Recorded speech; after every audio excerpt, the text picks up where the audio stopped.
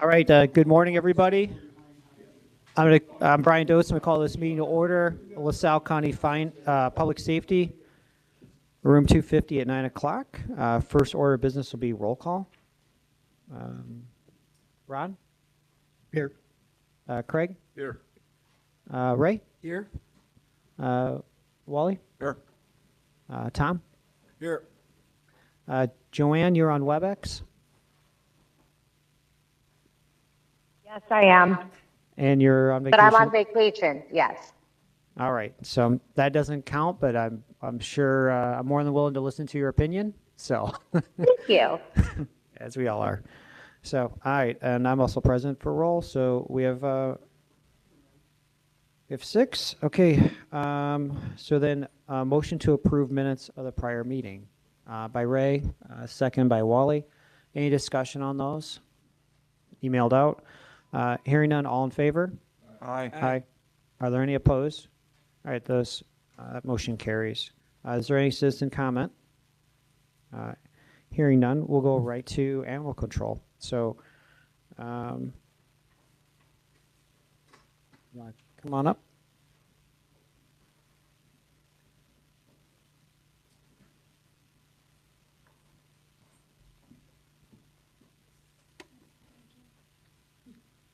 All right, you just want me to get into it? Yeah, let's go right into it.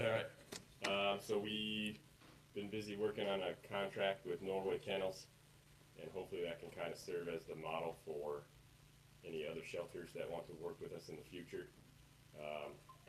We're obviously still working with IBAR, and we've never formalized that, so we'll kind of adapt that contract for them in the future as well. But we just wanted to get another option for housing strays done as quick as we could. So you guys, we printed that off. You guys should have that. But it boils down to more or less $50 a day for a dog. They're willing to work with us. The only problem with that is they also running a business, so they can be pretty full at times. We met with them yesterday, and they're full for about the whole month of July. They have a few days here and there. So, but the other option they presented to us was reserving kennels. So the issue with that is the strays are really sporadic, so you never know, when they're going to come in or when you need kennels. But and most of their kennels can house 2 animals at a time, so we'd be paying more or less for a 2-animal stay, so it would be $90 a day to reserve them. So yeah, I guess that just depends on how. And the only other agency we've worked with is Ottawa, so I don't know if other towns or cities would be interested in reserving kennels there too. So we do have the ability to reserve those in the future. But that's kind of where it sits right now. They are expanding. They're turning a garage into more kennels, which they said we would have the ability to reserve that garage if we wanted to down the future. So there are some more longer-term options there. They seem like a pretty good organization, well-run. So I think it's a pretty good opportunity there to do that. Obviously, it wouldn't be run as like a full shelter, where people would be able to drop off unwanted dogs or things like that. They do some adoptions out of there, but that's not really like their mainstay, their business. It's mainly reserving or boarding dogs that people own, right? As opposed to adoptions and that kind of stuff. So it wouldn't be like a full service shelter, but it would, I think, serve the county purposes pretty well. So obviously, if you guys are welcome to read through that, if you see any issues with that, let us know. But we hope to execute that as quick as we can, start getting the animals up there. So yeah, any questions on that? Yeah, you're looking roughly about $2,700 a month, roughly, if you did the kennel and you held it for the $90 a day. Yeah. Would that work out for us? Do you see us using it that often, or? I don't really see us using it that often at the county level. I imagine towns and cities have a little bit more of an issue with strays than we do at the county level. Are we able to go in with someone and say haffers? Right, and that's why I said I've only spoken to Ottawa, but there may be other towns and cities that are looking for an option as well. So, you know, if collectively, as a county and towns and cities within that county wanted to reserve the kennels, you know, that might spread it out a little bit better. Well, and I'm just wondering, do you think we'd get that money back from the fines we charge or anything else? Yeah, and so right, so if a stray animal is brought there and the owner comes to recover it, they're required to pay the boarding fees that were associated with that animal. What's our odds at collecting? Usually pretty good. Okay. Yeah, most of the only ones that are strays that show up, the owner doesn't claim them, and then we're kind of left with them making Yep. a decision as to what to do with them. You know, some county shelters will try to adopt those animals out with an adoption fee to kind of recover that cost. But sometimes those animals sit there for 2 or 3 months before they're adopted, if they're friendly enough to be adopted, you know, so it can be tough then at that point. You've had the animal there for 3 months and no one wants to adopt it, then you're stuck with. I'll tell you, that cost as well, so. if we were able to do halfers with somebody at $1,500 a month, you couldn't hire the labor to No. cover that. Yeah, exactly, and that's, in my opinion, I think this is a more viable option than a full-blown shelter, but obviously everyone has different opinions, so, I mean, yeah, you couldn't put up one kennel. No, I mean, by the time you hired somebody, you're paying that. Yeah, exactly, so. So how many units that if we reserved? So the garage that they've got their main buildings where they board client animals, and then they have a little side building that has 3 kennels in it. So you could house between 3 to 6 dogs in that kennel area. And then they're also putting up a garage just adjacent to that, which they can have about 8 kennels in there, which they said we're available to reserve those or do as we need with those. So it's kind of secluded, and that's kind of their goal there, is to hopefully not mix stray animals and rabies quarantines with their client-owned animals, so.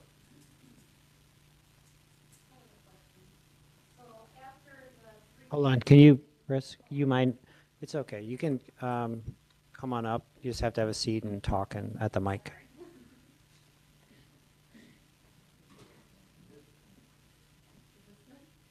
You just gotta hit the button, and it turns red, you're on.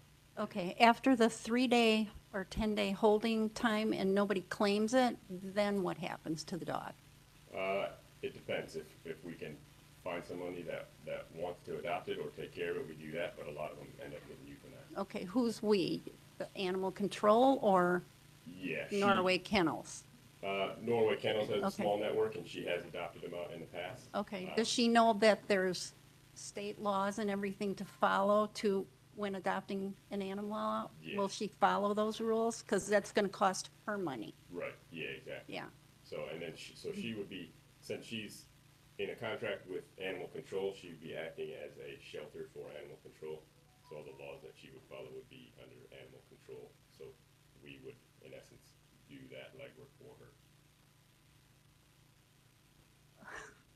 Like legality. Okay. Like, you know, like how they have to be microchipped and spayed and neutered and all of that stuff before. okay, so when I'm getting dogs from animal control and the 3 days is done and nobody claims, then it becomes my cost. So I Yeah. should be billing you guys for everything?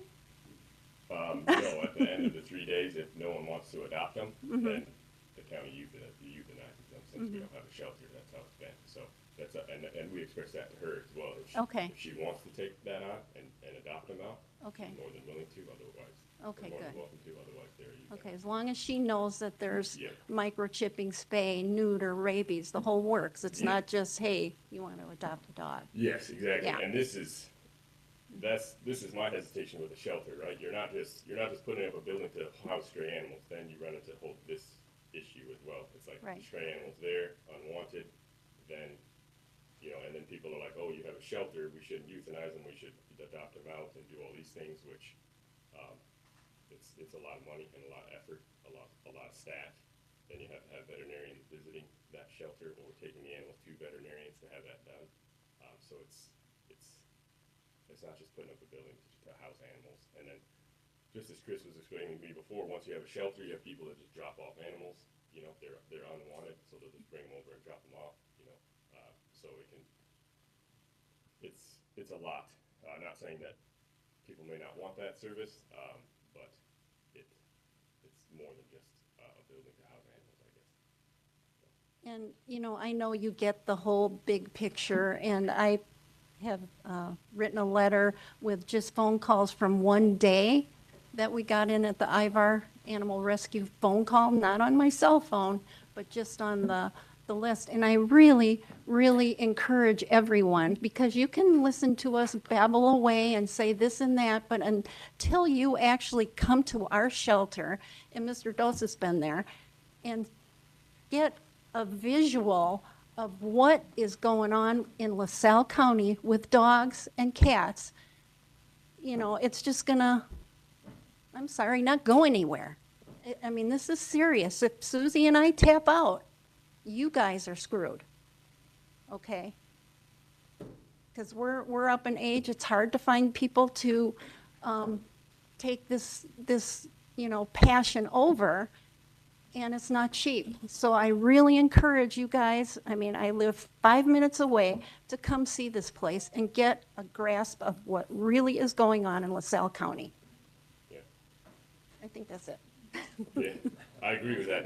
There's a need for it, and I agree that I mean, it's a service that people want. I just am torn about how to approach it, right? I don't think, like, we have organizations like Ivar that are doing a great job, and I don't know if we need to support her more, or look at, sit down and talk about your long-term options as to. I think other people that that's would something we continue to should run do that. is like the renting, if you're gonna be renting somebody some space, I'll talk about that. I didn't, But I didn't know there was gonna be money involved. Ray? the only thing is with your statement though about, it won't be long, maybe you would be out. I'd be concerned that we're gonna go into this, and then how long do we have before you're out? I'd like to see more of a long-term proposal here, and I think it needs to be optional too. I mean, I think we need more than one to work with. So, Well, Susie and I are trying to get our ducks in order, to get that, because we don't want our life's mission to go down when we do. So, we're delegating and trying to get our ducks in order, to help the community. So, maybe you could put a proposal together to present it, that, something similar, that we rent some space. yeah, Thanks. I never thought of that option, renting it. We were just going to hold on to it. So, and we can't do that, but Again, this was Yeah. just set up to get us as quick as we could Yeah. going, to get more Yeah. kennel options, but yeah, absolutely. Chief? Yes, if I could. Thanks, Doc, and we appreciate all the hard work that's everybody's done in the last month, since the last meeting. Just to provide a quick update and a couple of letters. We have one in from Ivar. There's also one from Dr. Novak and Sue at Pet Project. So I just leave those for the board there to consider. And I think what we're looking at is we appreciate the short-term work that we've done with Norway Kennel, and that's great resource, because everybody else was telling us, no, we can't help. So they have, and we greatly appreciate that. I will say, when we met with them yesterday, there's zero availability until the beginning of August, or mid-August. And she expressed her concern that each year in these hot, warm summer months, this was going to be a problem. So even the short-term solution is still a ways out. I will tell you, on day one of not being able to take to Ottawa Vet Clinic, we had 2 strays in our Sallyport. One we found the owner for, the other we were scrambling on a Friday to find a resource to take the dog. We housed it for about 18 hours. Finally, after some begging and pleading, we Sue with Pet Projects and Doc Novak were able to help us out, but they again stressed this is not the solution. The short term, I think we're gaining some traction on short term, but this is not the long term. This is kicking the can again.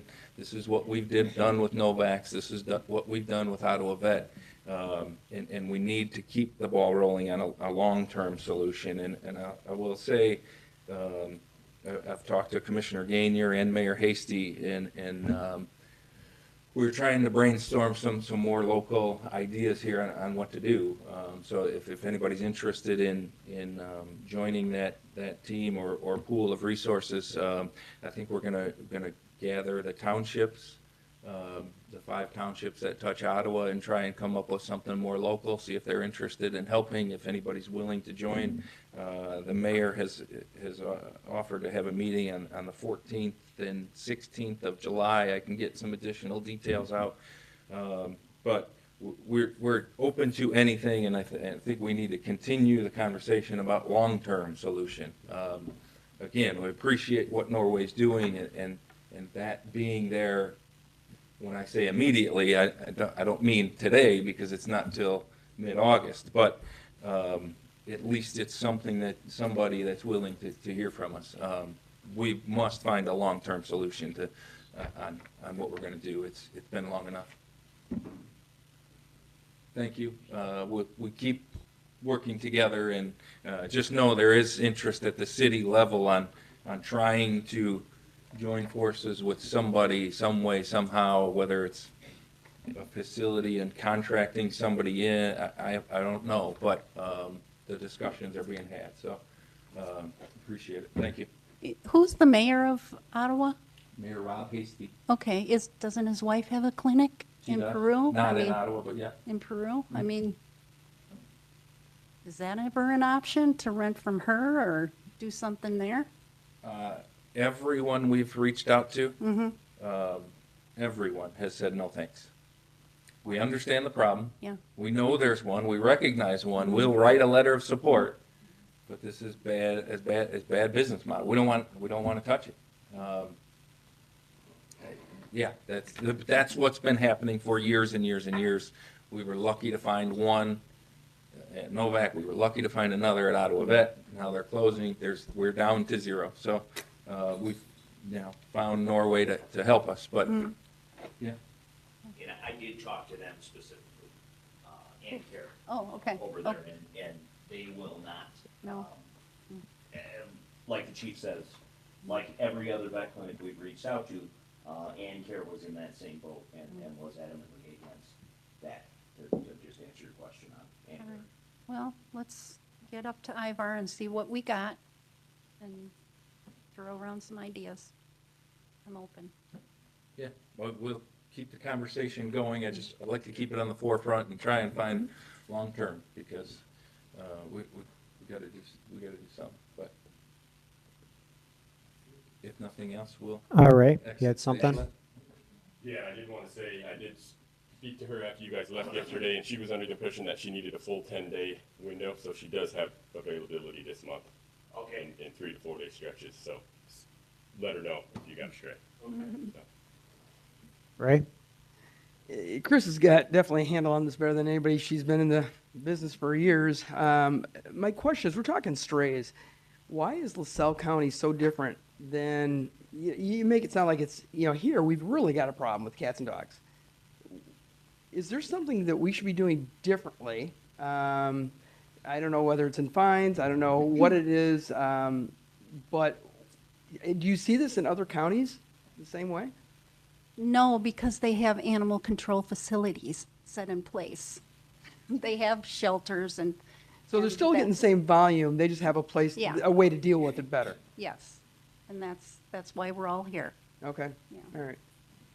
I called Grundy County, and they have animal control shelter, and they have a warden, 3 employees. I think the warden is a full-time employee and a part-time employee. They work 8 to 4. The part-time employee works on weekends, and they charge $30 regardless. I don't think it's a day; it's just $30 to Morris and the other cities.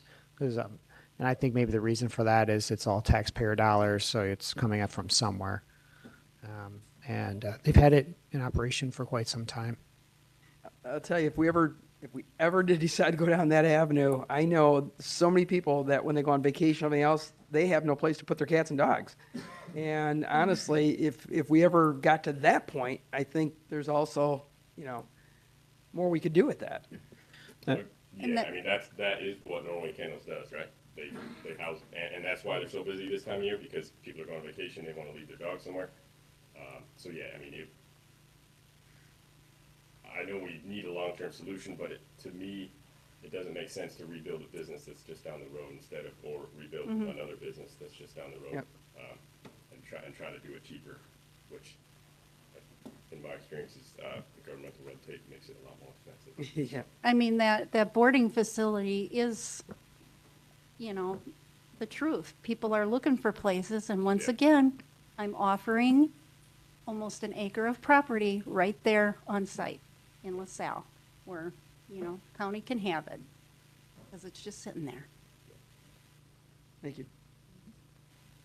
So, one more comment on this situation. So, Grundy County has that many employees, and they have a warden, but they also have an administrator or a deputy administrator, which legally, through the Illinois Animal Control Act, has to be a veterinarian. So, that's how, and currently in LaSalle County, it's me as the administrator, and then we have a deputy, and then we have an office administrative assistant. So, we have 3 people, but my position, if we are to go down these routes, like I said in the last meeting, I can't give it the time that's required. So if, in my opinion, if we are gonna explore these longer term options and have more of a managerial aspect with strays and quarantines and things like that, I think it'd be best interest for LaSalle County for either me to step out and find another veterinarian that has the free time, which is probably pretty rare because most of them are swamped right now, or we hire a deputy, or, we hire another administrator who's not a veterinarian, and they would manage these types of things, contracts, you know, agreements and all that, and they can dedicate their time to that. And then I would step back as the deputy administrator just for the medical issues and oversight. Legally, you have to have a veterinarian to oversee those issues, but the way it stands now, it's just hard for me to, you know, like, at the salary that I'm making and what I need to generate at the vet clinic, you know, it comes out to about 2 hours a week to spend on animal control, which I spend way more than that on animal control currently. So for me to take on more things like this, and, you know, just the time that it would go to sit down with Ivar and come up with an agreement with that, find a longer term solution with these kennels, it's just not, I just don't have the time dedicated to it. That obviously the need is there and we need to address it. So I would think that the board could kind of look at split, and, you know, and if I step back, you know, obviously some of my salary can go towards the administrator, you know, but just someone who obviously doesn't need to be a veterinarian, but, you know, is able to take more of this on and dedicate more time to it. So. And that's their warden, right? Okay. That's their warden. Their warden is their Yeah, administrator. yeah, exactly, right. So they also have an administrator on top of that, but they're probably more, because legally they have to, unless the warden is a vet, but I don't think so. Nah, So they probably have a vet that just consults. Correct. On certain cases, so that's kind of where I would hope to see this go, you know, for that position to kind of be filled. You know, Dr. Broad, I think, did a lot of this stuff, you know, as his civic duty. He did a lot, but also I know he didn't have the time that was required, you know, just making SOPs and procedures of getting strays in, you know, there's nothing on writing. So there's a lot more work like that needs to be done, updating computer systems. I know vets complain about getting records to and from the office just because we're kind of still doing it on paper. So there's a lot of that stuff that I just haven't had time to tackle. And I can't have, our office staff is busy and our deputy is busy. They can't really take on new projects like that either. So I think there's definitely a workload for that person, and they could definitely pursue all these different options that we have available. So. do you have, is there any organizations that you're aware of that would come in and do an evaluation of the service we provide and look at our fees first off, compared to like other counties, and then look at how much would actually cost to run a facility like that, so that way the committee could have better answers? Yeah, so like the folks that run Peoria Animal Control, which in my opinion is a whole different ballgame than what we're doing here. They offer a lot of consulting services. They have like, I don't know what you would call them, conferences over the weekend where they kind of like show their model and things like that. But I think that's, you know, I mean, they're $1 million, maybe several $1 million budget in running their shelters and things like that. And it's just a different atmosphere in the cities and things like that too, so. Is there a way you can have them get in touch with us and actually? Possibly, yeah, I think Doug went down there for a meeting a couple of months ago and spoke with some of them down there, so we could probably get some of that information. But I mean, I can tell you right now, they're gonna come in and say, you know, you need to build a shelter and your fees are way lower, than anybody else, and, you know, because we're rare in Illinois, we're one of the few counties that don't have a shelter, you know. So that's kind of what people look to other counties and say, oh, they have a shelter, they have a place I can just go take my dog, I want that here, kind of a deal. But, you know, it's just more taxpayer money, funding that, so. Right. So I guess if we had like something in writing though that said this is how much it would cost and these are the long-term costs for either option A, option B, I think that would help the committee make a pretty good decision on how we're going to proceed. Yeah, yeah, Especially if there's an acre of land that we could work with. yeah. Correct. I'm wondering if it would be an option to have a county employee at Ivar full-time. And then, Yep. you know, if we get 2 strays, we get 2. If we don't get any, but it's there. Maybe that would be a cheaper way or something. I don't know. It just popped in my head when you were talking. Yeah, yeah, like I said, Yeah. there's a ton of different options and a ton of viable options in my opinion. They just need to be explored more than I have the time to dedicate to them right now, so. I did this as, just because we needed it to get done as quick as we can, but, yeah. So.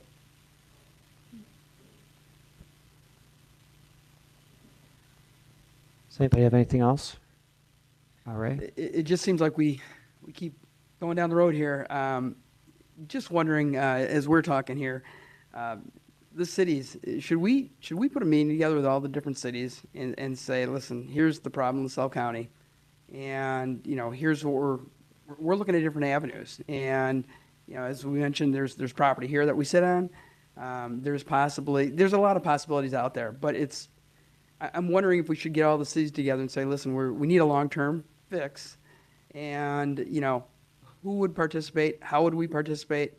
Is it by animal? Is it, you know, what are we going to do? And call a meeting and kind of put a stop to this, because it's just kind of a rolling ball right now. And I know there's a short term, mid-August, but you know, this has been going on for a long time, and I'm thinking we have to get sooner than later to a resolution. I think we need to really get a committee and pick somebody that could start putting a meeting together. If we don't have a committee yet, I think we need to get one.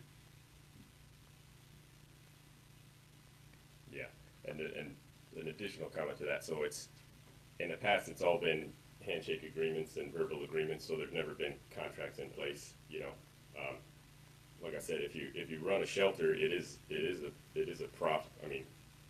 profitable enough to justify working with us if we have a contract in place and people can see, you know, Ivar, once we got this contract formalized, we were gonna take it to Ivar and say, hey, is this something that you'd want to participate in?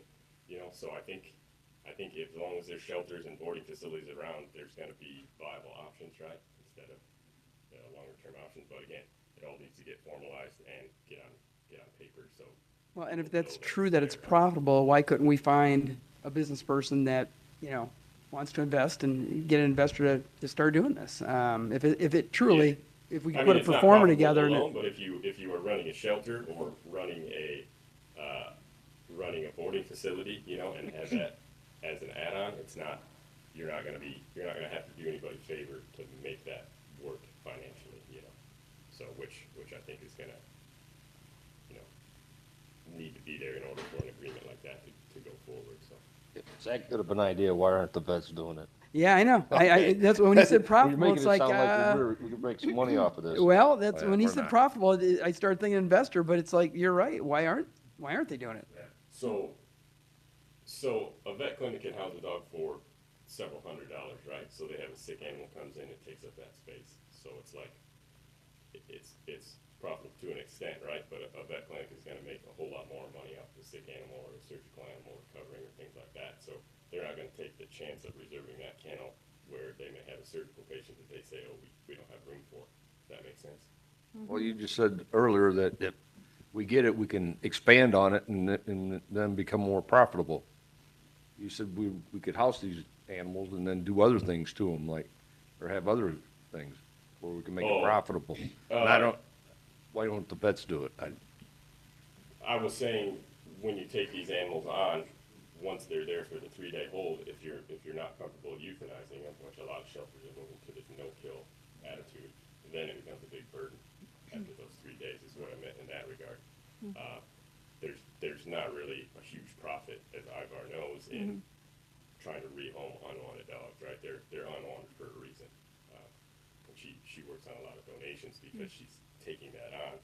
But if you're running more of a boarding shelter where, like Norway Kennels is, where you're taking animals in and then returning them back to the owners, that can certainly be profitable. And if you emulate that model where if you get a stray and then the owner is there to require to pay for the stray when they come pick it up, you know, then it kind of balances it out a little bit. So, but yeah, that's why no vet clinics are interested in that, because they can make a whole lot more money off that kennel with other animals and the liability aspect of it too. Now that all vet clinics are going corporate.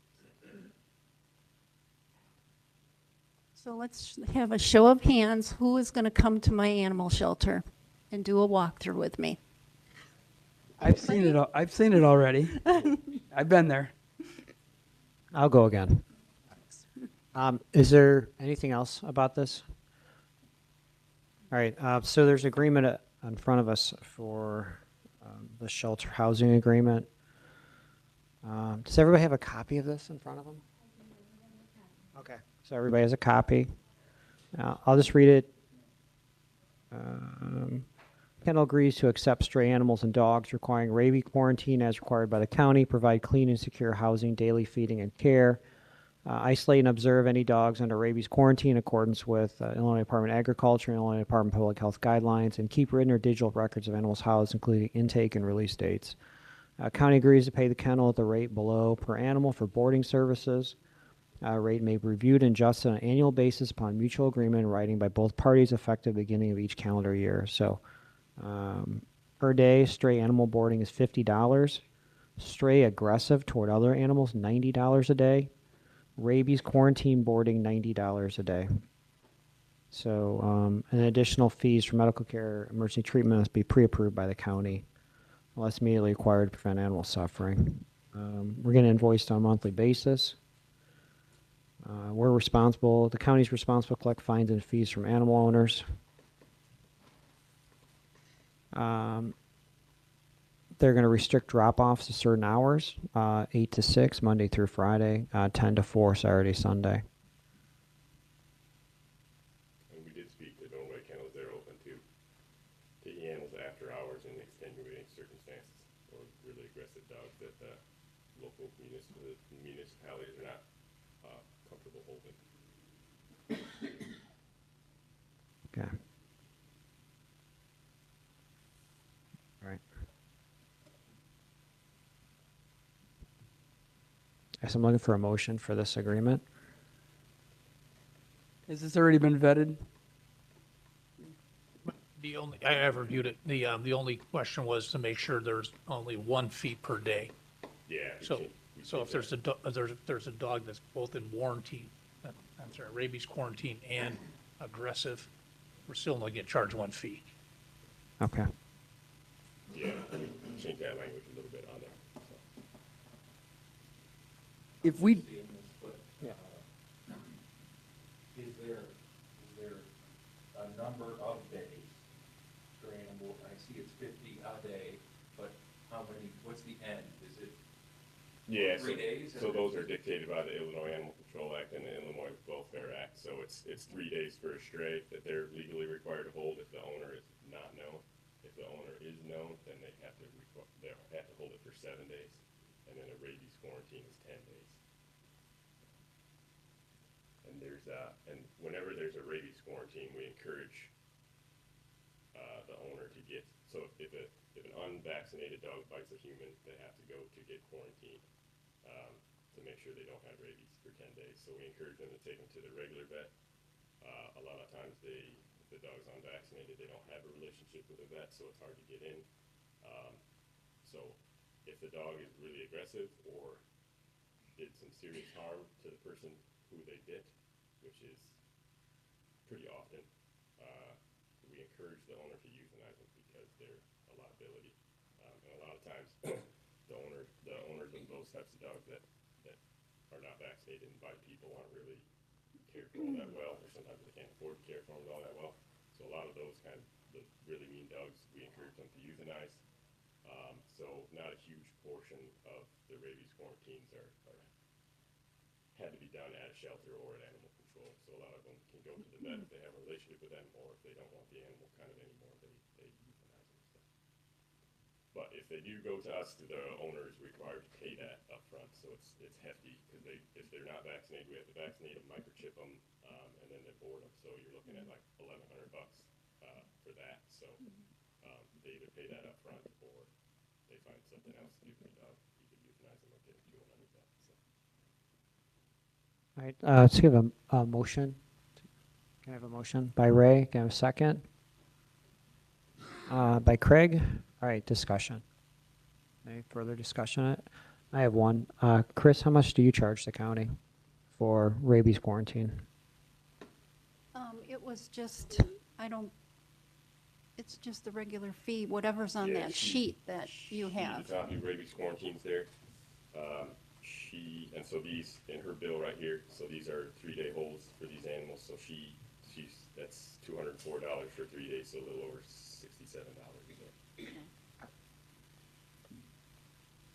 All right, And then tell them the gruesome details of what you have to do to an animal that has bitten someone and is surrendered. Yeah, right. So if they do elect to euthanize the dog and they don't want to do the quarantine, then we have to still test that animal for rabies, just in case the animal did have rabies that bit the person, because they have to be treated for rabies. So we have to euthanize them and then remove the brain and then send the brain to a lab to get tested.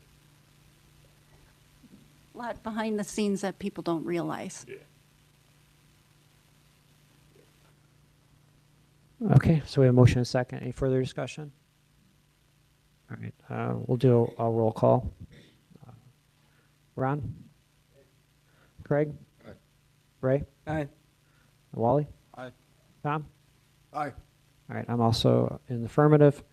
Motion carries. Okay, need a motion to pay his bills, by the way. By Ray again. A second by Wally. Any discussion? Hearing none, all in favor? Aye. Aye. So one comment on there's a bill we sent to animal control. So a bill as Steelgrass veterinarians we sent to animal control to pay. So this was for admin work, which is marked as pending. So we had to get this contract done as quick as we could. So normally I try to take on all the animal control stuff myself and not involve my staff. I needed extra help to get it done as quickly as possible to get this contract written. So that administrative work time is what we bill out for clients if they request insurance forms or letters to other like racetracks and things like that. So that's how we bill that out. So I think she put in probably like 3 or 4 hours of work like last week trying to help me get the contract done. So we billed the county for an hour of that. So that's what that is. Seems like it was questioned. So.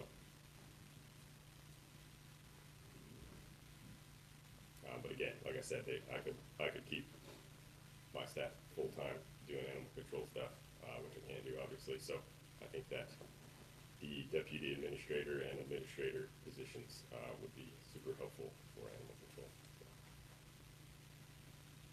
You have a budget coming up, Yeah, so you can add that. yeah. Okay. So, all right, anything else?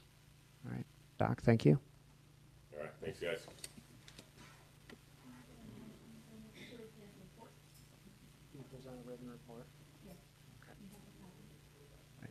Okay, motion to approve his written report too, by the way. Again by Ray. Ron? So a motion, a second. Discussion, hearing none, all in favor? Aye. Are there any opposed? All right, the motion carries.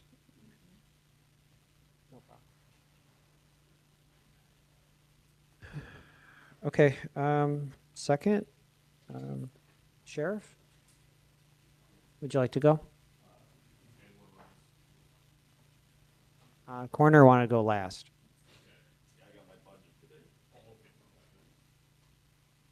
I guess it comes to me. Yes, Fred? Okay.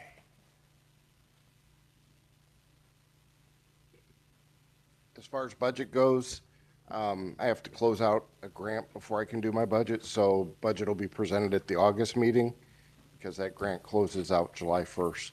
So we'll be able to put some numbers together for that then. As far as my report goes, couple things I want to point out. We had 4 field service unit call-outs last month and 2 ground search call-outs last month. One of the things that I'm working on with some local partners is student reunifications for the schools. If the schools ever had to evacuate, how do we get those students back in the hands of the parents? It's primarily a school function, but there's some education that we just went through 2 months ago, and I recognize it as a gap in the county. So we're going to put together some best practices and some ideas on how we can more effectively reunify students with their parents after an event at the school that requires the students to be relocated someplace and then reunified with their parents. Want to update you guys on the apron extension project. There's a couple pictures up. Did you put all 4 pictures up or just the 2? Okay. So the first picture there on your left, you're looking at the far south of the property looking up. I took the picture to show you the quantity of fill that was actually necessary to bring that up to grade. The photo on the right is showing the more gradual slope that will be covered with topsoil and reseeded. You can go ahead and switch. That photo, you didn't put the other one up, or? Okay, yeah. So that photo there is closest to where the apron actually exists. And you can see that the fill goes up to the hood of my truck. And then the other photo that we scrolled past, if you want to go back, that's down towards the end where I said I was looking up towards the building from the south. You can see the fill is as tall as my truck. So, this fill came from some road projects that the highway had. The highway was out there compacting the fill. So, there was a lot of money that was saved by going ahead and doing this project. One of the questions that I do have is, and we talked about it when we went with the approval to go with this, was, what's it going to cost and, budgeting and things like that. I've talked to 2 engineers. The 2 engineers both have said that we need to put gravel on top of that, which will require a foot of gravel, and let that gravel and the fill continue to compact for a period of a year. And then we can come back the following year and actually pave over it.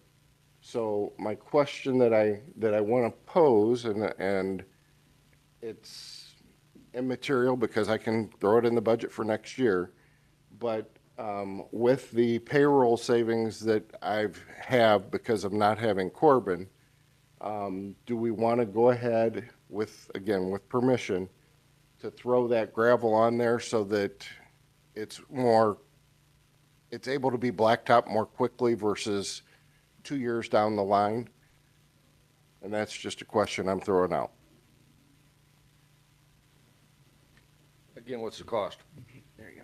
I mean, when we're talking projects and stuff, we should have dollar values to say, okay, here's what's gonna cost to have it done. Based wanna off do it- of, based off of, you know, the measurements that I made and basing it off $20 a ton for delivery, it's gonna be $16,000 to $20,000. Now, the county was supposed to haul all this in, right? They hauled all that in. Well, I seen semis coming in and it wasn't the county. That, it's part of the contract. Oh, okay. Okay, so they've got people, when they're doing when they're pulling up the old pavement, they've got a semi, a farm semi, that is behind, that they're taking all that milling and putting it in the truck. Okay. And those trucks were coming and dumping it. Okay, It's included in the cost of the contract for the road work. all right. Ray, did you have something? Yeah, again, can you just refresh me? And this was, why are we doing this again? Because the back of the building is not functional to pull a trailer around and back in. Okay, There was never enough room to do that. So we added, I wanted to add 30 feet. Highway wanted to add 50 feet and instead added 80 feet of fill so that if we decide in the future that we need to extend it again, we can extend it again. The other thing is by going out 50 feet, the trailers that are parked on the south parking lot, I've got 4 trailers, I think, out there, plus one over in the east lot, would be able to be pulled around back, and it would still give me enough room to pull the trailer around to back in. It'd clean up the parking area in the back to allow for D-Home, which now has restricted parking because of the fence. It would open up more parking spaces for D-Home to be able to park, or visitors to the D-Home. okay, thank you.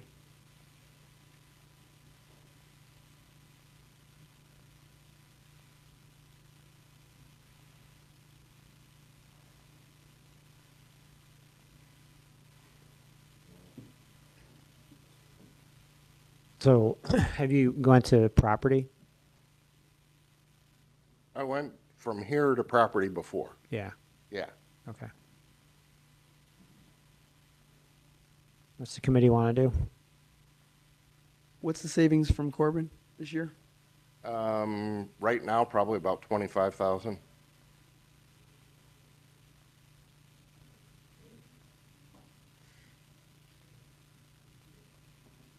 Does anybody object?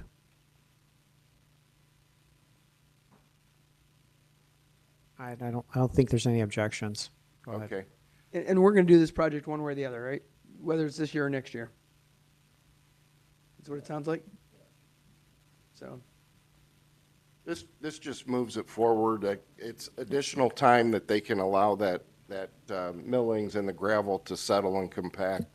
And they did roll the millings as they were bringing in the truckloads of millings. They had heavy equipment rollers out there compacting as they raised it up.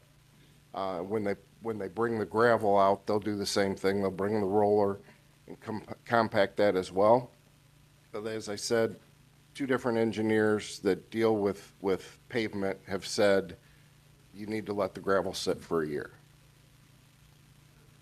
So, all right, so I can, oh, I'm yeah, I sorry. was just curious if Don had any comments or questions or, no?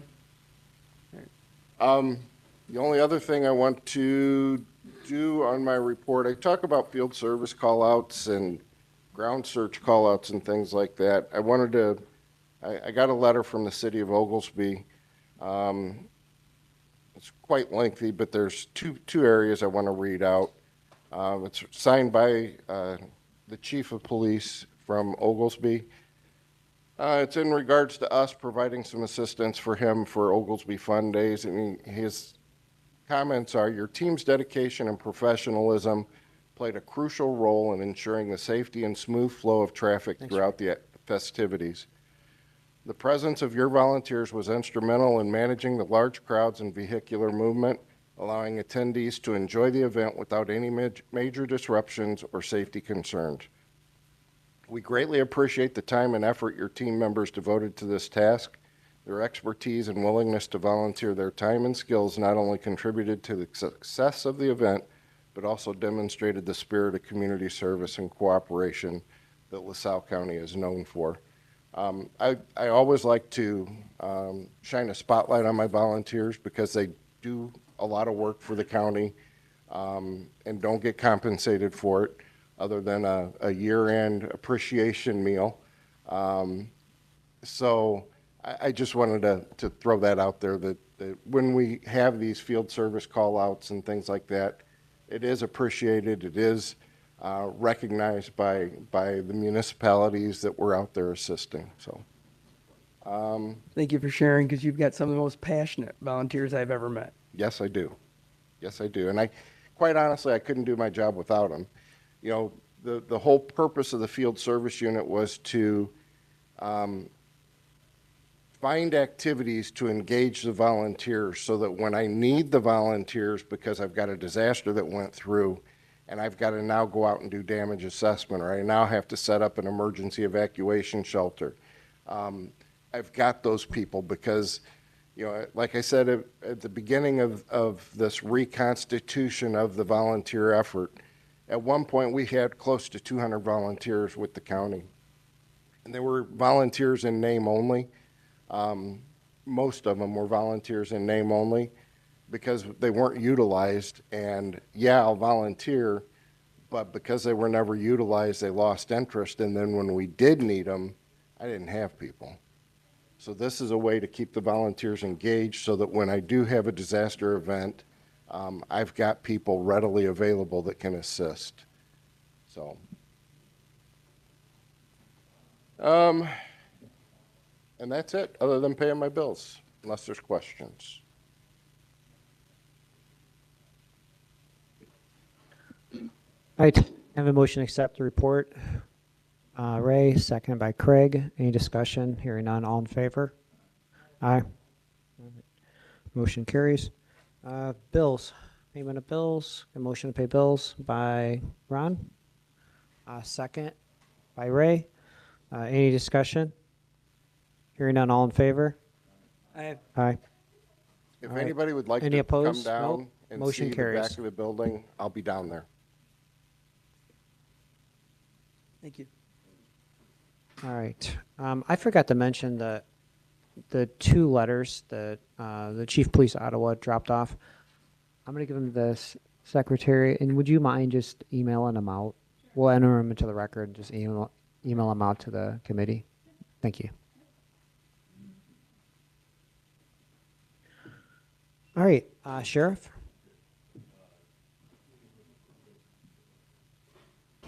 I just had a couple of updates I wanted to make sure committee was aware of. First of all, I know that we're getting into budget time. I'm hoping that the ship will right itself, but we've had a very rough year so far with surprise retirements, some injuries and things like that. We have hired 4 people. Out of those 4, one of them was a lateral transfer. Starting Monday, he will be released. So at least that's one overtime spot that we're going to be able to do away with. But we've got one shift right now that is here, it seems like every single day of the week, which is excessive. Our other 3 are going to the academy on the 13th, the 12th they'll leave. They go for 8 weeks. They have been able to, unlike patrol, one of the advantages that we still have, because the state hasn't changed that on us yet, is we can hire ahead of time and start their FTO training. So those 3 have a good jump on their FTO training. So when they do get back, they'll probably only have a couple of weeks of FTO training before they could be released also. That will help ease some of the overtime. But on top of that, we've also got a very difficult inmate in custody right now, who's been sent out to the hospital on 3 or 4 occasions. He literally has spent more time at hospitals than he has, and he's been with us for 3 months. On 2 occasions, he's been sent out to mental hospitals. Luckily, we haven't had to sit on him at those hospitals, but he's got set back. We're doing well with him right now. He sat in the Ottawa emergency room for 8 days. Not to get into details in an open meeting, but it's just very difficult. And when he's doing that, I have to have 1 or 2 guys sitting on him down at the hospital also. So a lot of those things between bills from the hospitals and him. Unfortunately, it's a case. I've been working with the state's attorney's office. He was out on pretrial at one time. He cut his own ankle monitor off, so they asked for him to be detained. It's just a very hard case at this point. He's butting heads a little bit with our mental health people in the jail. I don't look at it as their fault in any way. But anybody who's ever dealt with someone in that situation, you know, they say mental health isn't a one size fits all. I understand that. He is currently working with them, but I also told him that we would try to get somebody from the outside to come in and meet with him occasionally so that he can feel that he's truly got somebody who's trying to help him. I wanted to let you guys know because I think it's important to let you guys know. We did reach out to North Central for that. North Central has worked with this gentleman in the past. North Central said they were not interested in helping us. The reason I want to let you know that is because North Central is a beneficiary of a lot of money from the county every year. And I personally am offended by the fact that they never want to come and assist us with anything at the jail. I reached out to Aruka. Aruka sent somebody over yesterday. And they are going to work on trying to get somebody to come in and see him once a week in the beginning, and then try to taper that off to once every other week just to help us keep him calm so that we don't have him doing things that get him sent out to the hospital. So that's the update on that. I'm hoping, as I said, I know that in my eyes when we did budget for overtime, I always like to be optimistic about it. I like to believe that we budgeted well over what we were going to use for the year. So I was hoping in November to come up here and say, look, we did great. We were able to stay well under the budget amount, but we're probably going to end up being closer to that actual budget amount and possibly over it. I hope not. When we have fully staffed people, we do really well. There's very little overtime from week to week. So once we get everybody back, we'll be back to that standard. We do still have parts of the jail that we're not using, so we can try to utilize our manpower as best we can. But we do have a lot of trips, whether it's to hospital, other courthouses, picking up inmates in other places, things like that. So we're utilizing some of those things. Also, I just wanted to check with the committee. We talked a little bit a couple months ago about our medical contract. So as we've also talked about, this is our accreditation year, and we've got auditors coming. We've got the contract sent back and everything sometime in or near the end of November. I'm just checking to see if it's possible, if I can reach out. I know we've done it in the past and ask for a 1-year extension on our current medical contract. So it's one less thing that we have to try to maneuver through in an accreditation year. When we did the medical bid last time, they were the only bidder at the conferences and the meetings I've gone to. There's very few medical companies out there anymore. So I don't even know who other than them would bid on this. I'm not asking for a full extension. I'm just asking for the 1 year to get us through the accreditation. And then next year it gives us the full year to get the bid set up and everything else. So up to you guys. They're willing to do it. I talked to them and just got a verbal confirmation to see if I requested it, if someone would send me something. They said yes, just let them know. They'd be happy to work something out. So just looking for guidance on that. Ray.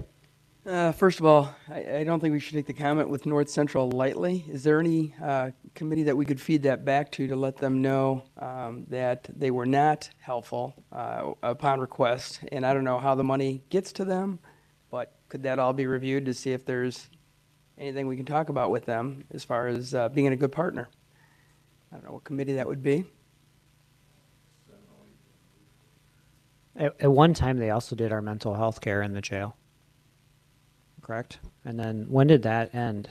And that basically this is why we have this contract now, right? Correct. So they This did it. This is new.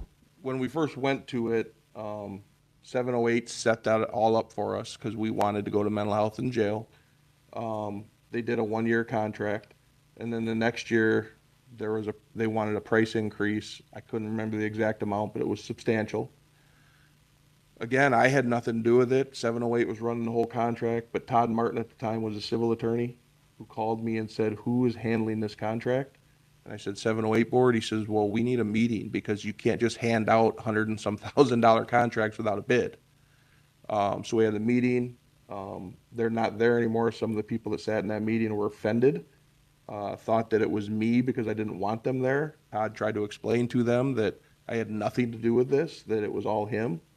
And it's been between us a tumultuous relationship since then. I've called him on numerous occasions to try to work with them. A former director who's no longer there threw that day back in my face and said, well, you never wanted to work with us before, so I don't know why you're calling me now. And I said, listen, all I'm doing is trying to get help for people in our community that are in custody. I don't know why we're doing this. I thought I had a real nice meeting with him about 6 months ago. We've talked about doing some MOUs on some other stuff with our substance treatment and things like that. So I thought that we had gotten past all of that, but when I reached out to the gentleman who's worked with this guy in the past, he said, let me check with my supervisor. And I got a text back from him that said, my supervisor said, without signing a contract with you guys, we can't come and do anything. So unfortunately, it all comes down to money. I did tell them flat out, I wasn't asking for anything for free. I have the messages. I said, listen, I'm willing to pay somebody to come once a week to see this guy. I'm guessing that they want something more formal. But I'm sorry, but I get offended pretty easily. And to me, that's just something, all I'm doing is trying to get this guy help. I don't know specifically if they wanted a contract for one person or if they're looking for a contract where they get a set amount and then we can call them whenever we need something. So it's very rare we have to call an outside agency for anything. This guy, as I talked with the sheriff a little bit about it, and he can kind of agree to this also, in my 20 plus years, he is the most difficult inmate we have ever had to deal with. And that's saying something because we've had some fun people back there. This guy's a real challenge. And I don't know if in any of the times we've had to call the ambulance, if you were up here for any of them or not, Brian, but, he's doing good and I'm trying to keep him that way. And if that means we have to try to help him get somebody else that he can talk to, then I think that's the best option to do this. Just to try to help him get to his time if he's going to DOC, and then DOC can figure out how to handle him. But we're just trying to maintain his sanity and do what we can. So, Brian, can you get some notes back to the 708 board, and maybe they can open a discussion and see if we can better the relationship? We can try. So at least try. So, I had a nurse ask me, they're like, how come the county doesn't have their own nurses? And I go, well, that never works out. I mean, time you have indirect costs like insurance and pension. And they're like, no, the money you pay is way beyond what it would cost to hire somebody. And I said, no, impossible. Is that true? Would it be cheaper to hire our own internal nurses just like DOC does? And years ago, and Tom can probably speak to this better than any of us, when we looked at this years ago and the costs were rising, I think to the county board, the biggest cost was the liability aspect of it and the liability insurance, which is why when we also reached out to OSF, it might have even been before it was OSF, Ottawa Hospital asked them if they're interested. They're like, we want no part of that liability. I think the liability insurance is a very large hit on that they don't want to pay. Because once you do that, then you also are paying whatever the insurance is the doctors have to pay, malpractice and all of that stuff. So when you do it outside agency, we haven't looked at it. It's something we can obviously look at if that's what the committee wants to do. But I think that when a nurse asks that, they don't understand it's more than just hiring nurses to come in and do this, right? Then you also have to pay the doctor, and I think that the insurance is the biggest aspect of it. Ray? The other point brought up was carrying the insurance for a year. I would see no issue with that. Yeah, I mean, it's something you guys have to think about. You pay, what, around $1 million a year for medical contract. That wouldn't, employees wouldn't scratch that, you know what I mean? That's not much, but the insurance, or if you have a major issue or something like that, that's something you gotta weigh. I'm sure it's way more expensive now than when you guys looked at it in the past. That was many, many years ago, and the medical contract has ballooned, significantly in the last several years. I think when I first got on the board, it was like 400,000. I think it was right about 400. I think that's over the cost of inflation. I'm not an expert in economics, but Yeah. do you agree, Craig?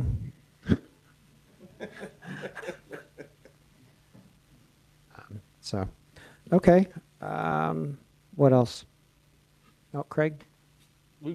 we're not boarding any other inmates, are we? From like Will County or Grundy or any? We're still housing Cook County inmates at this time. Oh, we are? Yeah. Can we do a trade-off? Can we send him up to Grundy County? Well, I could tell you Grundy would take him in a heartbeat. He just wouldn't last long there. They'd be sending him back, or they'd be sending him out to the hospital and calling us and saying, hey, you got to come sit on this guy at the hospital. And now we're sitting in Morris instead of sitting here locally. We do have a couple of inmates. In fact, I did talk to Cook County about this guy, and the guy felt terrible because he says, listen, I always like to try to be a good partner because Cook County uses, remember the hospital? Cermak Hospital for all their mental health patients. And we did actually have one of the hospitals that this guy was in tell us we should reach out to Cermak, see if maybe you can do something. So that was one of our contacts. And OSF attempted to reach out to Cermak and talk to the doctor up there. And talking to him, I found out, just like everywhere else, Cermak isn't strictly for Cook County, and the beds that they do have are not enough to even serve their own purposes. So Cermak had to set up cots in a basement as a waiting area as they're trying to rotate people through. So the guy did truly feel awful. He says, we're sending you people, and I'd like to be a good partner and try to help you when you need it, but I don't know how I would get him in because we can't even get our own people in there at this time.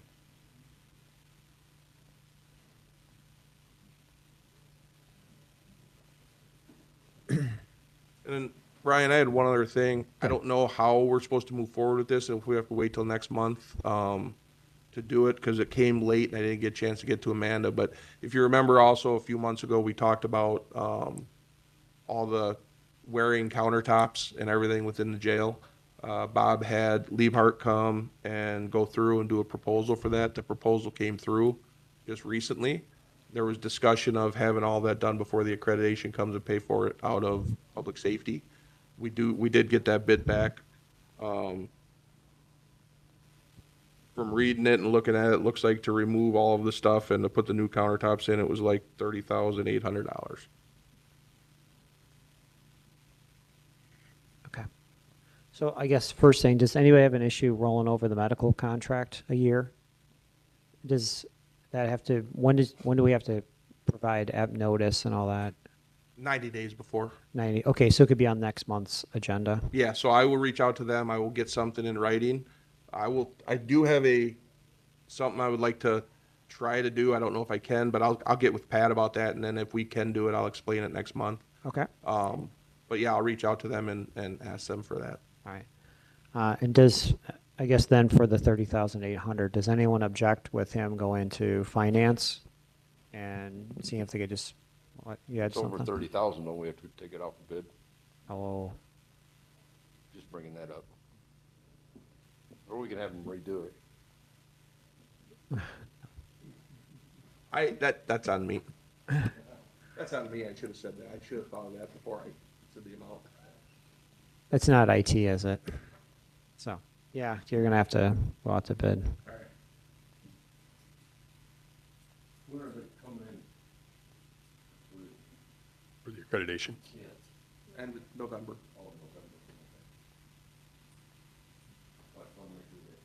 Yeah. Okay, what about squad car bids? New business, anything else, I guess, old business, I guess, Yeah, before we get don't into believe so. agenda? Squad car bids, we open next meeting, I believe, and we actually need to kick the camera bids back a month to, we didn't get good luck or good results from our bidders and stuff. So Amanda's gonna put it out another month, it sounds like, so. So no action on the camera bids, we're going to resubmit it out Correct, and ask for another, correct. And then the other squad car bid is slated to be open next meeting, so. okay. All right, next thing is amended salaries for LaSalle County State's Attorney, Sheriff, and Public Defender. So I've got a little thing here. So the Illinois Compensation Review Board is setting LaSalle County State's Attorney salary at $219,325.62 effective July 1st due to COLA. And then because we have a population exceeding 30,000 and public defender is a full-time position and they're not allowed to engage in private practice. Their salaries shall be 90%. And then whereas it also then sets the salary of the sheriff at 80% of the salary of the state's attorney of the same county. So then I just listed the state's attorney, listed on here, public defender, then is $197,393.06. And then the salary for the sheriff is $175,460.49. And this goes to more than just our committee, right? Does this also go? Yeah, law and justice and the full board. So, let's see. Can I have a motion then? This resolution, okay, by Craig, a second by Tom. All right.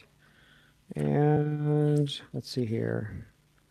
I believe the state covers, yep, it says here, the state of Illinois shall furnish 66 2/3 of the annual compensation to be paid to the state's attorney. And I believe that's also the same for the sheriff and for the public defender. Chairman, I don't think that's exactly accurate, at least on the state's attorney's salary. I think it's 66 2/3% of the first 66,500 and 100% after that, I believe, last time I looked at it.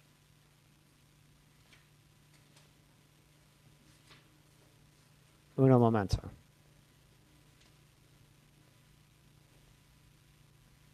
And I think there is reimbursement for the other ones monthly too. I think they're more than 2/3%. I'm sorry, 2/3. Is the 100% on our dime or their dime? You're saying the state's dime? 100% after the one level. Okay, so On the state? Yes. Thank you. this is wild how they do that. So I guess you're right, because it says furnish 66 2/3 of the total annual compensation to be paid to each state's attorney in Illinois based on the salary in effect on December 31st, 1988, which would have been 60 some thousand, you said. And 100% of the increase in salary taking effect after December 31st, 1988.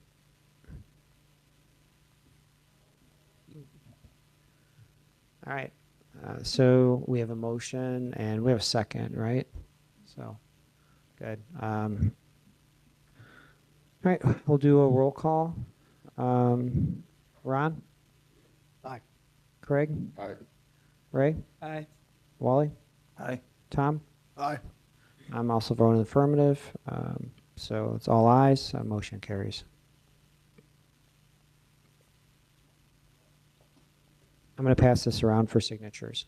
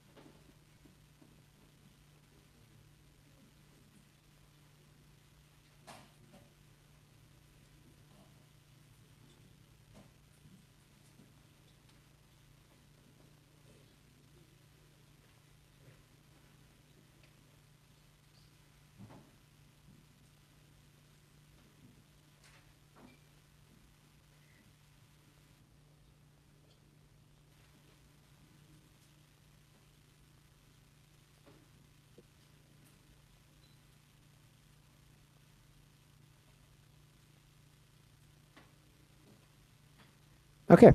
All right. Next thing on the agenda, intergovernmental agreement with Serena for SRO. Correct, yeah. So as we've developed our school resource officer program,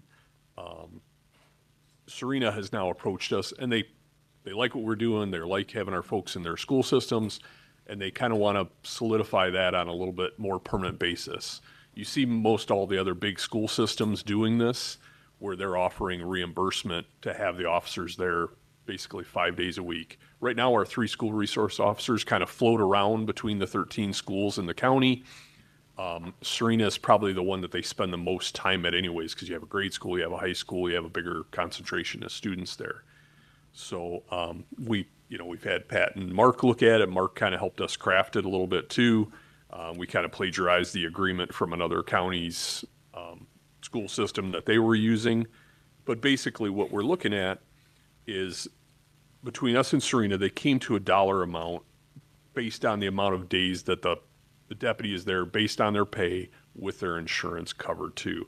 So they're offering $65,687 for a deputy with single insurance, or $81,942 for a person with family coverage. And that's based on the number of days, 265 or something like that, that they're in the school system that year. So what it covers is our deputy, the majority of the days of the week in Serena schools, and then a couple days of the week in Harding and Sheridan schools. And that deputy would just be full-time assigned to those schools. So, yes, sir. Greg? What about games and stuff? Yeah, we would make them available also for some overtime for that as well. Okay. So based on the school's request. We kind of do that now, for the proms, for things like that. We want them to be safe, so we kind of kick them those folks anyways. So, yeah. So this was kind of our next progression. It was, Ray? So he's kind of a floater now, correct? With the majority of the time spent there. she is, yeah, Or well, she we is. have three now. Okay. 2 male deputies and a female deputy. And the 3 of them, they rotate through all the 13 schools, and the times at each one vary, right, by their needs. But Serena, is one of our larger need schools because of the population, and high school there also. So they, like I said, they like what we're doing. They like having our deputy there.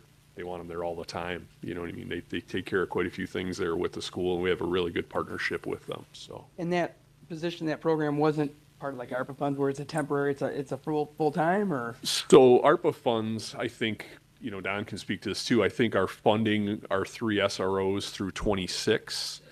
And then after that, we need to look at, are they getting paid by public safety money? Are they whatever to, continue their salaries?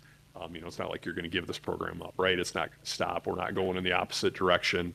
But what have we done now? Now we're looking at, okay, for the 25-26 school year, Serena is willing to step up and help and contribute to that deputy's salary. The remainder of the salary that they're not paying is the time that they're our patrol deputy anyways, right? The school's out of season, they're back with us, they're functioning as a normal deputy. So, the other, we still have 2 that you guys are covering, but the one that's gonna live there, they're gonna pay for.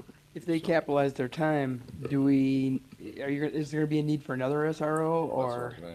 Yeah, so we've already kind of broached that a little bit. We're going to see how we do. I'm always willing to expand the program, with as many as you guys are willing to add here. So these are our schools, these are our kids that are important to us to keep safe. So we already spent a lot of time at Serena anyways, even with the 3 of them. So, I'm happy to look at it if we need to look at another one, so. It's nice that they're putting dollars. It's an obvious, witness statement that they're working and they're happy and they're controlling things. Yes, yeah, they approached us and, what can we do to have you here more? We like having you here. We like having your deputies have us here. They help us a ton. They help with the students. They have a good relationship with the kids and stuff. And like I always say, we always think of the active shooter situations with the schools and why we're there. But Tom, I tell you, it goes so far beyond that. It's the bullying, it's the, problems that are going on there, the fights, the inappropriate texting, the, all kinds of things that our deputies step, criminal damage problems, you name it. They're dealing with it in these schools every day, so. Well, and hopefully there's a positive side too to the engagement that, Correct. hey, police aren't always bad, right? Yes, And they're in there, they're building those relationships. They do. Our deputies are, they're out there with them at recess. They're having lunch with them. They're hanging, Yeah. you know what I mean? The kids know our deputies. They know them by name, you know what I mean? That's a nice benefit. Yep. They spend a lot of time with them, so.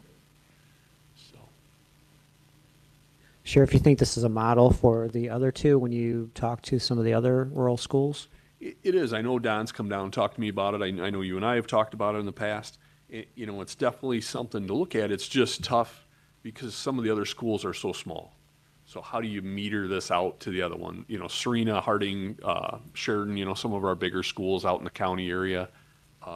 that especially Serena with the two schools takes up a lot of our SRO's time. So this is pretty natural progression for them, right? To need a deputy there pretty much full-time. You know, you see this in Ottawa, you see it in LP, you know, the South Peru area. The schools do the same thing there. They contribute to the officers to have them in the schools full-time because of the need.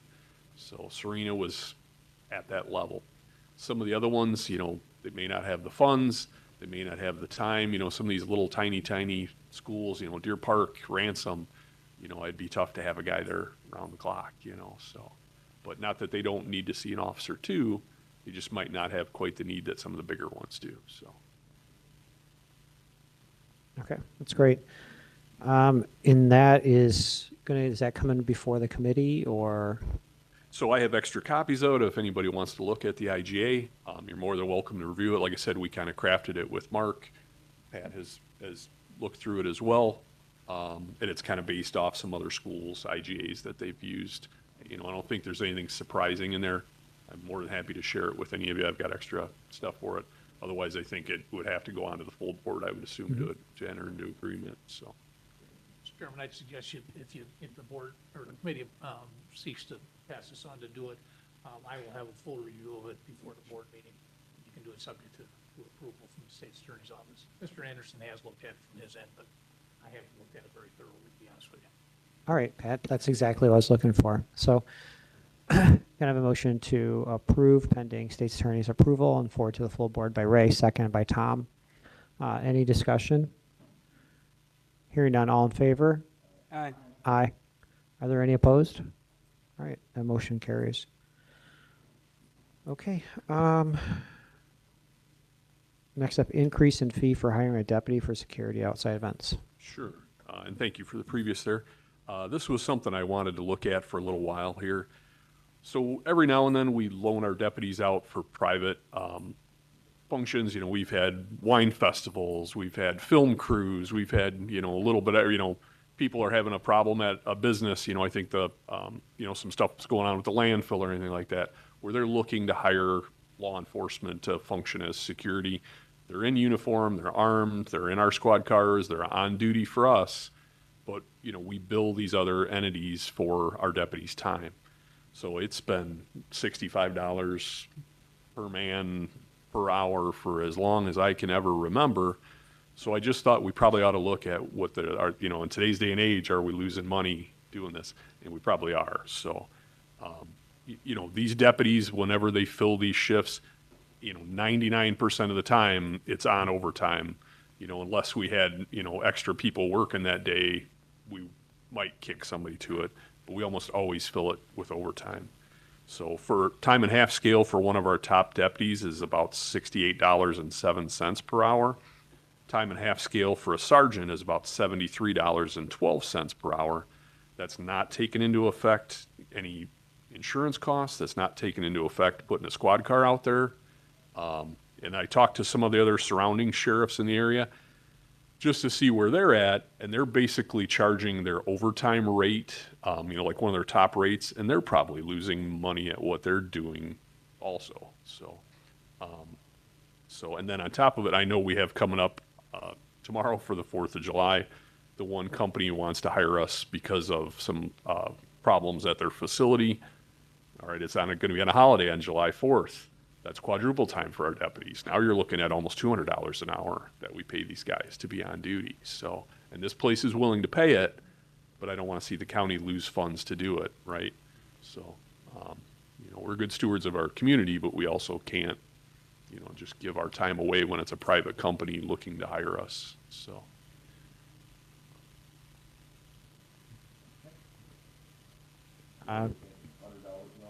That's kind of where I was at, you know, so, because roughly, you know, if you look at an overtime rate is 68 an hour for a deputy, 73 an hour for a sergeant.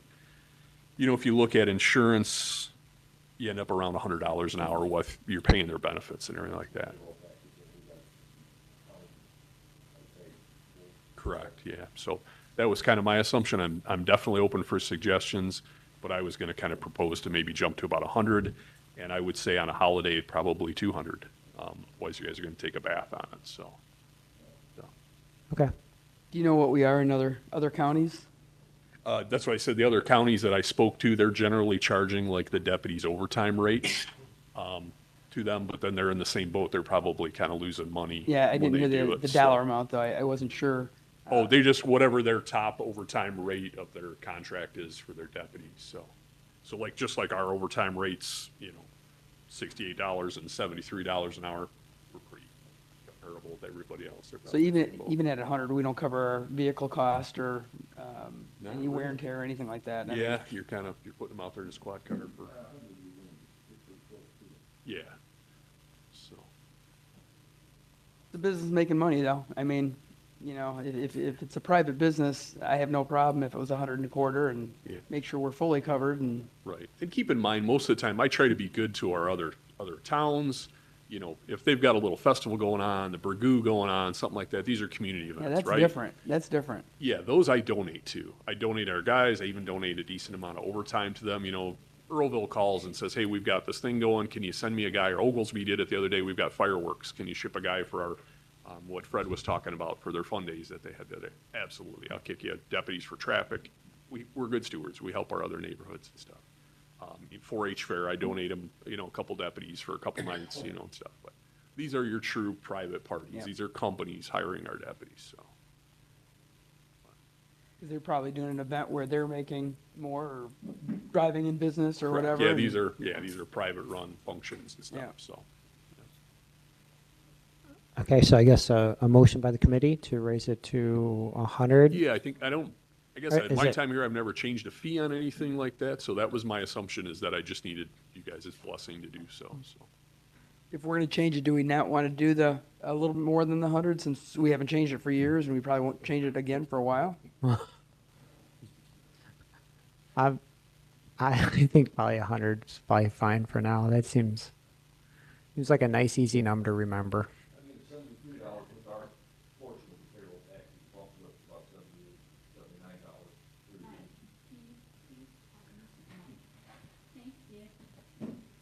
At $73 an hour, is that what you said overtime was for top dog? Overtime 73, and what are you paying on top of that? We're for- paying the payroll taxes, which are roughly 7% on that, 8%. So that takes it up to about $78. So you got, what, $22 of For squad other car stuff and maintenance for and stuff. covering IMRF and Okay, maintenance on the cars. I think we'll be okay okay, at 100. Yeah. that works. Good. Thank you. Softy. Okay.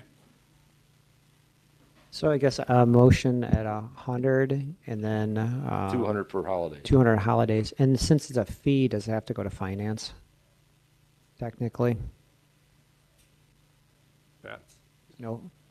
I don't know who sets that fee, and when Sheriff talked to me about this, I said, if a committee set it, the fee that's in place now, committee should set this fee, and that's why Sheriff's here.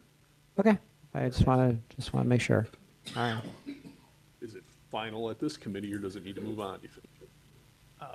That's up to the committee on how you want to do that. Part of it is sheriff's discretion, part of it is the board's informed as well of what's going on. So if this, Full board's gonna approve it. I mean, we recommend it, so I mean, I think we just keep it here. Okay. So 100 and 200. So we have a motion and a second, right? No. No, we don't. Craig, you have Make the something? motion. Craig makes the motion. Wally, you wanna second it? All right, so we have a motion and a second. Further discussion? Hearing none, all in favor? Roll call. Aye. Do we do roll call? Is it- Sure. We can do roll call. It's always in order. Okay. Let's see. Ron? Aye. Ray? Aye. Craig? Aye. Wally? Aye. Tom? Aye. I'm also in the affirmative. It's unanimous, therefore motion carries. Thank you, folks. All right. Is there anything else? Okay. Not at the moment. Bills, I guess. Pay the sheriff's bills. Motion, pay the bills by Ray, a second by Craig. Any discussion? Hearing none, all in favor? Aye. Are there any opposed? All right, the bills are paid. All right. Thank you. Last up, Corner. I'll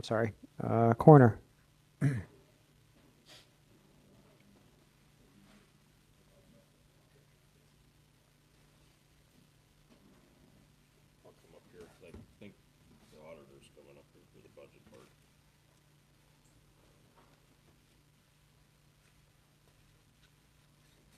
See my report first? Sure. You want to go through your report? Okay, yeah, so the monthly report, for the month of June, we had, one accidental death, no traffic fatalities, one corner natural, 0 undetermined, 0 homicides. We had 4 suicides, 2 overdoses down in Leland and Streeter, so a total of 81, deaths that month. We had, just looking at the trend of the overdose, we had actually 10 at this time last year, so we have 8, so that's a good trend. It's still trending down or staying steady, so that's a plus. The suicides is not so much a plus.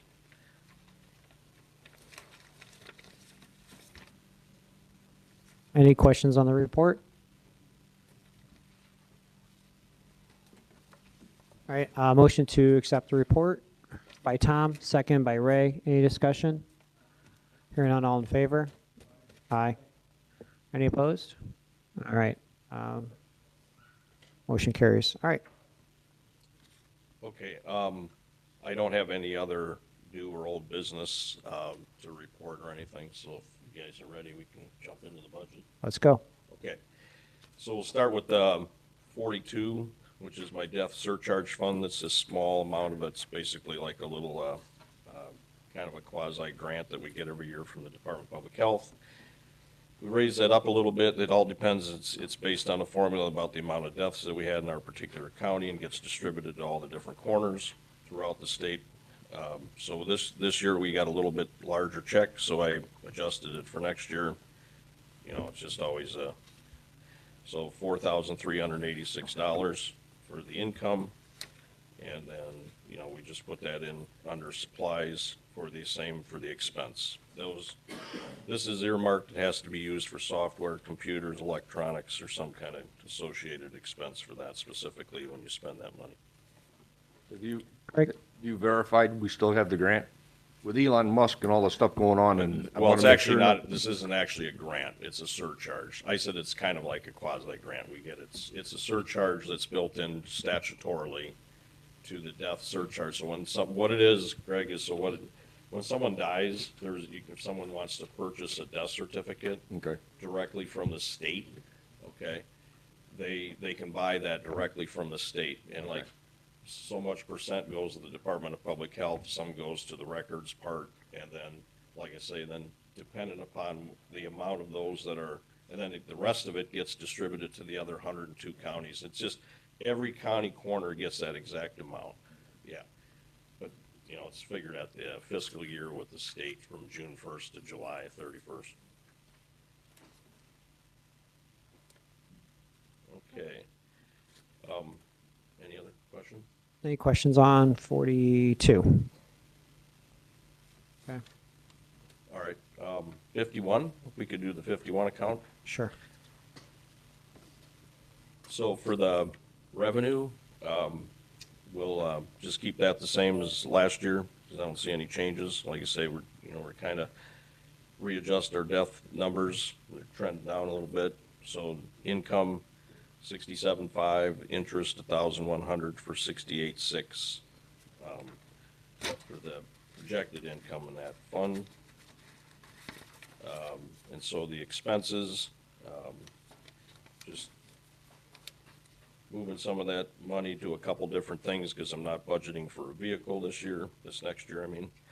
So we're just keeping the utilities, that's the cost of the same. Miscellaneous services, I raised that up a little bit because that's been trending a little bit higher because of the cost, the utility costs and things. And then, like I say, just putting the rest of the money in the supplies, office supplies, and safety supplies.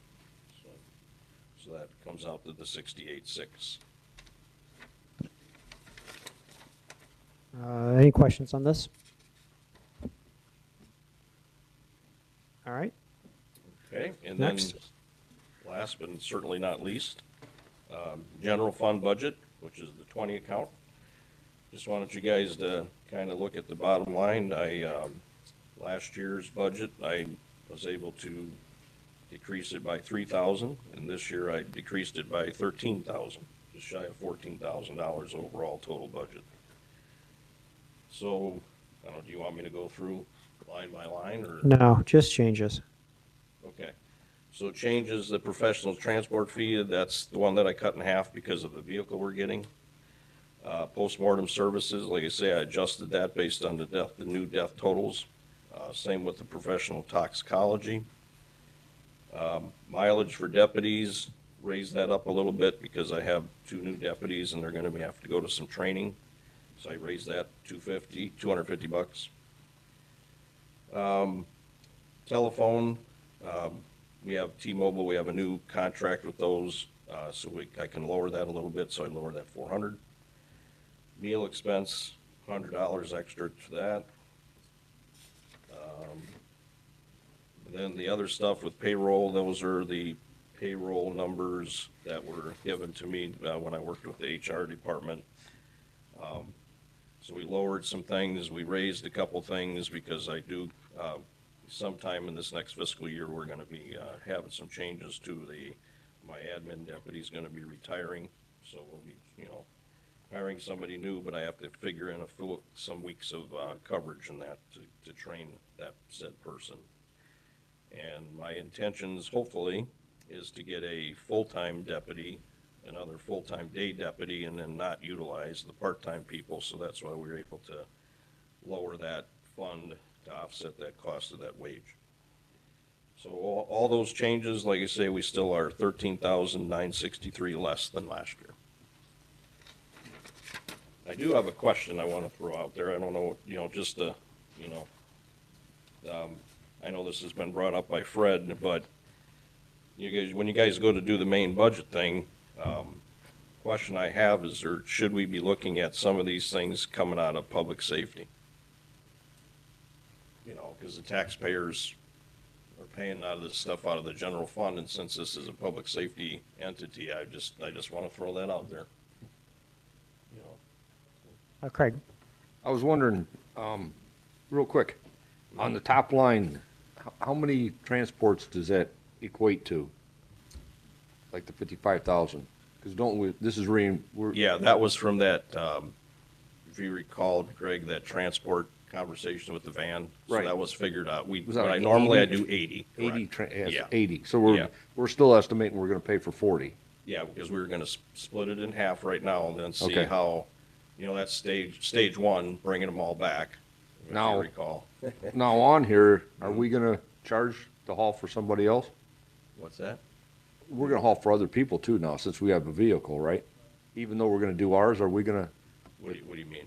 well, this here, the first line was, we paid somebody to, We pay, well, no, the rest of the money that's left was when we go to a scene, okay, and we have the family that requests the funeral home, we're still gonna pay them if that funeral home is like we do now. We pay the Okay. funeral homes $350 to bring them to just for autopsies. But if it's a normal case it's in what they call a medical, they don't get paid for that.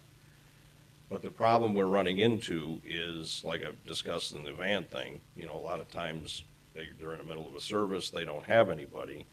So yes, hopefully we're gonna start being able to take some of these people as well, now that we'll have a van to and from the autopsy, yes. Okay. Yeah. Ray, you had a question? No, I was going to thank him for being conservative, though, because it does look like a good budget. With the building and everything else, you feel that there's no further needs at the building? And to your point about the budget, what are you proposing going to public safety? The whole thing, or just part of it, or? Well, I know that the first 3 lines, there's actually a state statute that the county has to pay those no matter what. So I'd have to talk because it actually spells out, I looked at the language, it says it has to come out of the general fund. Okay, so I'll have to talk to Pat, to get an opinion of that, but, there's other lines here that I see that are, like the corner supplies, which are directly attributed to, that's, like I say, body bags and gloves and all that stuff, so there are some specific lines, and I'm not sure, I'll be honest with you, I'm kind of blind to this, I should be more educated. I'm not sure, what other departments that get public safety money, what they're taking out of that, so, Why does it matter whether it's in public safety or in the general fund? I mean, is there a reason behind that, or? That's like I say, the first three lines is the ones that I'd like to get out of the public safety in my mind, because the public's already paying a public safety tax. And these are statutorily required by the county to pay for it. So wouldn't the county just pay for at least those three lines at the minimum out of the public safety, in my opinion? That's my opinion of it. Rather than put that burden, you're almost like you're double dipping, in my opinion. Then that money can be better served in other departments that don't have that tax funding, just like the highway has a road commission and stuff, that's the way I look at it. Okay. But I want to discuss that further with Pat, State's Attorney's Office, I'm Yeah. sorry, I keep saying Pat. Yeah, I know what State's you mean. Attorney. I know what you mean. Thank you. So I guess Mark's moving on.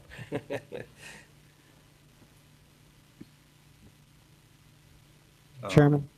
Wouldn't it then have to be budgeted out of public safety and not in here then? Yeah, the money has been going to fund salaries for basically the jail, so I think it almost worked out that per quarter was what it was. If you figured out the transfers, it matched. So, I mean, I guess it's just how you're We'll have to looking at take a it. Look at that. Because if so, we need to resolve it before we finish this budget here and the other one. As far as, Because if I'm not mistaken, in the audit, there was a comment about public safety being over 20,000 in expenses for the budget year for the last audit. So I'm assuming if we're going to do that this should be budgeted in public safety, but we'll have to take a look at that. In other words, like have a specific line item that's references that public safety fund, right? That And I portion think of what it. you're saying is So we're it's gonna, transparent. if we're gonna do it, we should do it now. Yeah, we should be transparent about it, right? yeah, I mean, public safety is what, $10-12 million of our, and we're only collecting at most 3.9, so that's where you wanted to make that money. The money should go, if you're doing it like to a T, it should be expressed out. If you're taking 3.75 million or 3 million, then it should list that per quarter how much is going out to pay for stuff. So that for transparency purposes, or the coroner, or EMA. So that's ideally. So So that being said, if I can so you want me to talk to the state's attorney about that conversation, and then that way, because the next place this goes is to finance, right? Is that the next step? Because that would have that discussion in the finance then, after we have that answer, correct? I would, Right? yeah. sure. Any objections? I was just going to say it could be changed in finance in that, this one to the Yeah. other one. Okay. Yeah, Any but other? You should have all the legwork ready and done. Yeah, I'll get it ready before I go to finance, yeah. Good. Then if you don't mind me answering, Ray had a second part of the question. So the building, that's a good question. So what Fred has up here on the board, when we bought the building, this will actually be, next year will be 3 years in our building over in Oglesby. And when we got that building, if you recall, one of the big assessments was the parking lot, was falling apart and crumbling, and it's getting worse. So I had a discussion this morning with Mr. Kaminsky about it, and he suggested, it was a good idea, as you know, that Fred's looking to potentially get his thing asphalted next year. And I reached out to Don from the county highway already, and he already did an assessment the first time around about it. So if you guys don't mind, I'd like to get his assessment of the parking lot, and then this way, like Bob said, then we can, piggyback those projects together, because we would have two areas that we can be asphalting at the same time, and hoping to get something, that's more economical that way. Because it's getting bad, the main part is getting bad. We have a lot of problems, and I don't know really how to solve it, because it's a public property, and I talked to Don about it. We have so many people that come in off of that highway, like they're lost off of 39, and they do turnarounds in there. And we actually average about, we call them the drive-bys. We get about 2 drive-bys a day, every day. And I don't know whether, when we get the new, asphalt, maybe get some kind of a simple gate or something. We don't need anything, we don't need a gate like the sheriff has, but we may have to gate that off after hours just to keep, we have semis, and they come in there, even though we got signs, and they're tearing the heck out of it. Because they spin at such a thing, and then they get caught around they can't make the swing, and it's just tearing the hell out of the thing. And if we do this, we have to have a way to block that off, because we can't make that investment. I would So there definitely, are signs out front, no semi turnaround? yeah, no trucks I allowed. got them on both. I even had the highway guys were nice enough, they came back and put another set up last week. So, but people still come in, it's a public, like, I was advised, it's during the operational hours, it's gotta be open, we have people, but after hours, we could probably, put some kind of simple swing gate that way if my deputies or I need to get in after hours, we'll just get out and unlock it, But are they doing it during the day then? What's that? Are they doing it during the day while people are there? We have people in cars. The cars ain't so bad. It's just, what I'm saying is the condition of the thing now, it's not helping it, because we're getting extra traffic that's not ours, But we've gone there, I've come a couple mornings, and I've had a truck stuck in there almost jackknifed. I had to help him back out, and he was sitting there.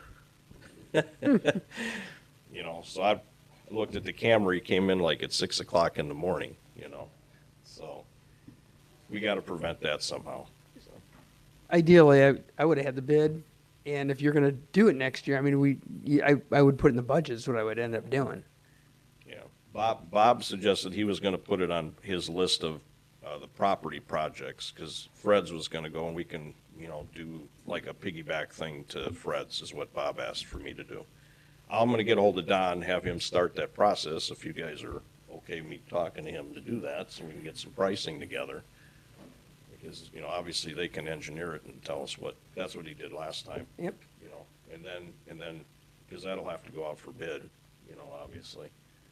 And then I can bring that, to property is what the next thought was from Bob. We'll bring that as part of his budget for the properties, projects for next year.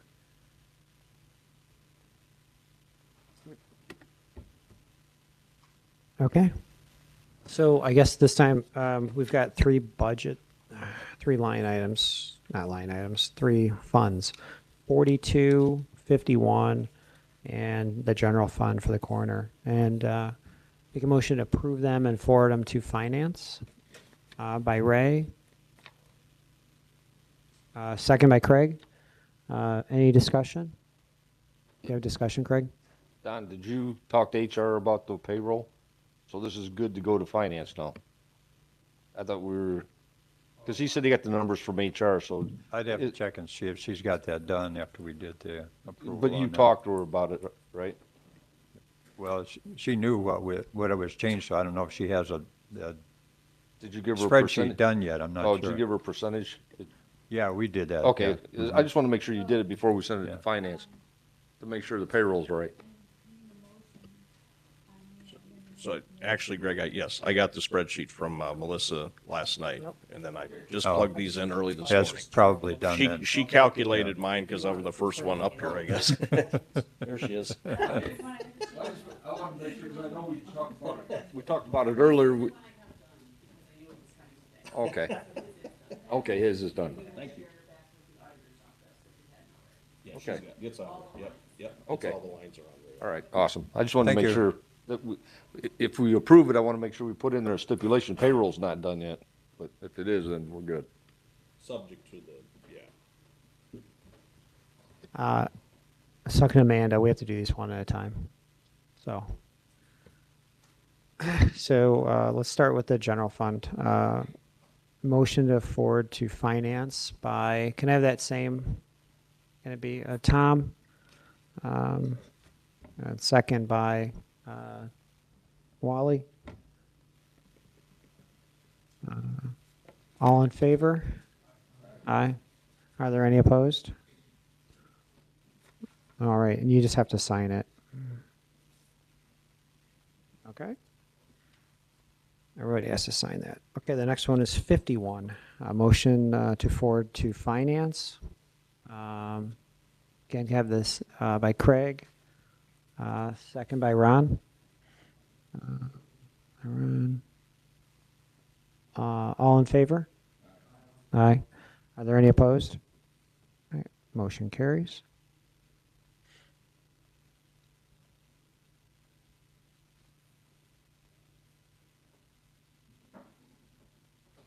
And the last one, 42. Can you get a motion by Ron? By Ron. A second by Ray. Ray. All right. All in favor? Aye. Are there any opposed? All right. Hearing none, that is approved. Okay. Just make sure you guys sign these. And then the last thing is we have to pay bills, I believe. I don't think I paid the coroner's bills. Motion to pay bills by Ray, seconded by Ron. Any discussion? Hearing none. All in favor? Aye. Are there any opposed? Nope. All right, those are approved. And anything else? All right, motion to adjourn by Tom, seconded by Ray. Hearing none. All in favor? All right. Aye. Any opposed? No? All right, we are adjourned. Thank you.